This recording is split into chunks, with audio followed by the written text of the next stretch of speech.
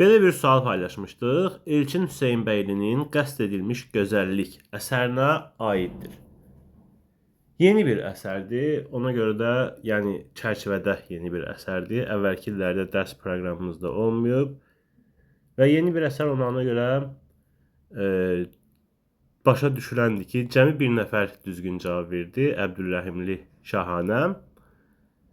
Və hətta soruşanlar oldu ki, belə bir əsər mi var?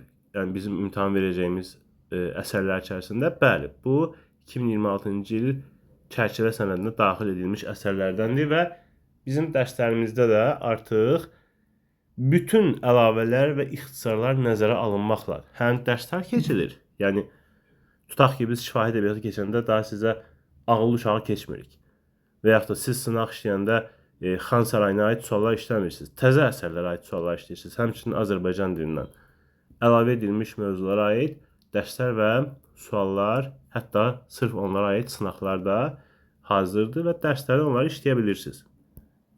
Həmin dərslərə qoşulmaq üçün və yaxud da sırf sınaq paketlərini əldə etmək üçün 051 537 90 86 nömrəsinə WhatsApp-da yaza bilərsiniz. İndi gələk variantlara. Bizdən nə istəyir? Düz fikri və yaxud da düz fikirləri.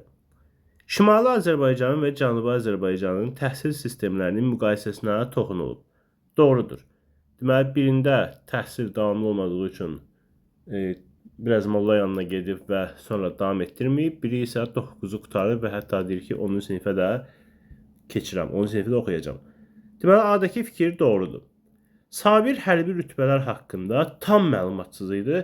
Xeyr, belə bir fikir deyə bilmərik. Çünki o komandir olan, başçı olan, rütbəcə ən böyük olan hiss etdiyi şəxs düşəndə və onun şalvarındakı qırmızı zolağı görəndə, xətti görəndə dedi ki, bu general imiş. Adam generalı görəndə rütbəsindən, yəni formasını görəndə tanıyır da, generaldır. Ən azı bunu bilir.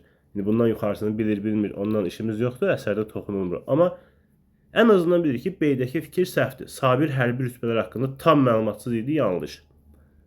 Əmirvarlı kəndinin əhalisi iclas olana qədər meşə zolağının məhv planından xəbərsiz idi. Xeyr, Sabir gəlib rusca eşitdiyi sözləri demişdi və cəmaat dəymişdi bir-birinə. Həmin gecə heç kim yatmadı, yəni iclasdan qabaqki gün. Bu da getdi. Mənfi obraz kimi təqdim olunan Ağakişiyev iclasda həyəcanını gizlədə bilmirdi. Burada mənfi obraz kimi təqdim olunan ifadəsi yanlışdır. Çünki o mənfi obraz kimi təqdim olunur, əksinə elə və təbiətə canı yanan bir obraz kimi təqdim olunub. Getdi bu da. Saldatların açdığı atəş nəticəsində kənd cəmaatı zolağın məhvinə mane ola bilmir. Bu da tam doğru sayıla bilməz. Çünki düzdür, saldatlar hər an atəş açmağa hazır vəziyyətdə idilər və atəş açardılar da. Amma yəni iş o yerə gəlib çıxmadı ki, bunlar atəş açsınlar. Atəş açılmadı. Yəni biz deyə bilmərik ki, onlar atəş açdılar, ona görə heç kim mane ola bilmədi. Düzdür, o vəziyyətdə şəraitə gəlib çıxmışdı. Hər an hazır idilər, amma atəş açmadılar. Ona görə E də getdi. Düzgün cavab belə çıxır ki, təkcə A variantıdır.